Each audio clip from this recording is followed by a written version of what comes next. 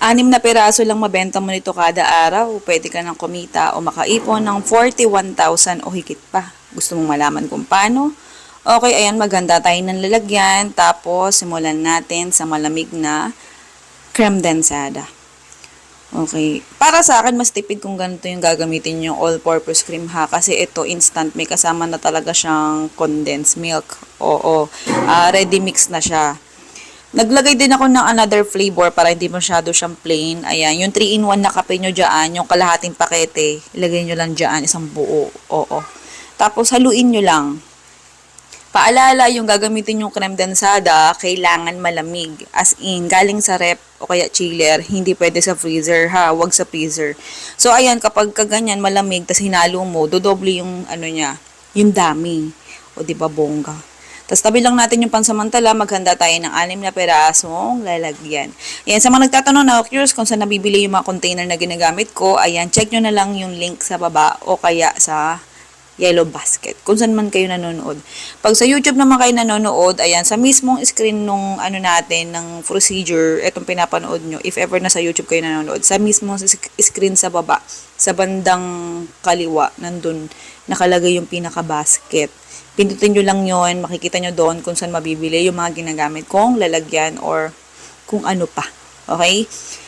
Yung first layer natin ay ang Graham Crush yan. Tapos ito yung mixture na niluto. Ay, niluta. Di niluta. Yung tinimpla natin kanina. Okay, ganun lang siya ha.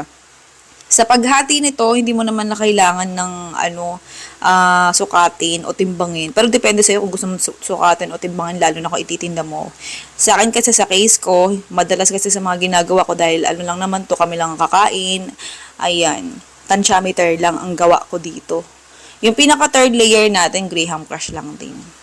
Sa dami ng Graham Crush, depende naman sa'yo kung gaano karaming gusto mong ilagay. Oo. Tapos takpan mo lang. O, diba? Ang bilis. 3 rekado lang, meron ka ng instant na, bongga, sosyale na ice cream. O, diba, bongga? Sarap niyan. Oo. Pagkatapos ko nitong i-video, oo, yung mga anak ko, nandito, nakaabang na agad-agad. Hindi pa nga to tumitigas sa freezer, eh. Inaabangan na. So, ayan, nilagay ko siya sa freezer, mga 12 hours. Kahapon ko siya ginawa, tapos ganito, ganyan. 12 hours or 24 hours, ganun. Pero kung nagmamadali ka, kung gusto mo na agad itinda, pwede mo siyang ibenta. If ever ha, depende sa freezer na gagamitin nyo ha. Oo. Sa akin kasi 4 hours lang, pagkalipas ng 4 hours, pwede na siyang kainin, matigas na. Okay, pero nakadepende yun sa freezer na gagamitin ha. Okay? Ayan, ganyan itsura niya. Pagka matigas na, pwede mo na siyang baliktarin. Ayan. Kung makikita nyo, ganyan na itsura niya. Kapag hindi pa matigas, hindi mo siya pwedeng baliktarin ng ganyan kasi, ayan, magdidrip pa siya. Oo. Ayan, matatanggal pa siya sa lalagyan. Papangit ang itsura. Makalat. So, kapag matigas na, pwede mo na siyang baliktarin ng ganyan. Pwede mo nang iserve.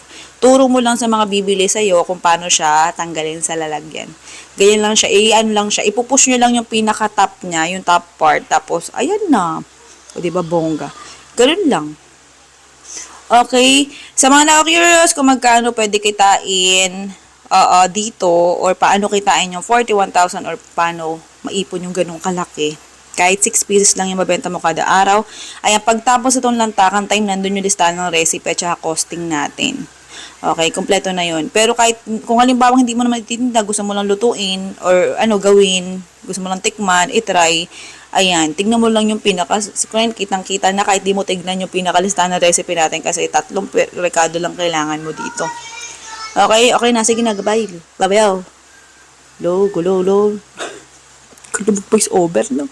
Graham Coffee Ice Cream pangalan nito. Sige na, love you.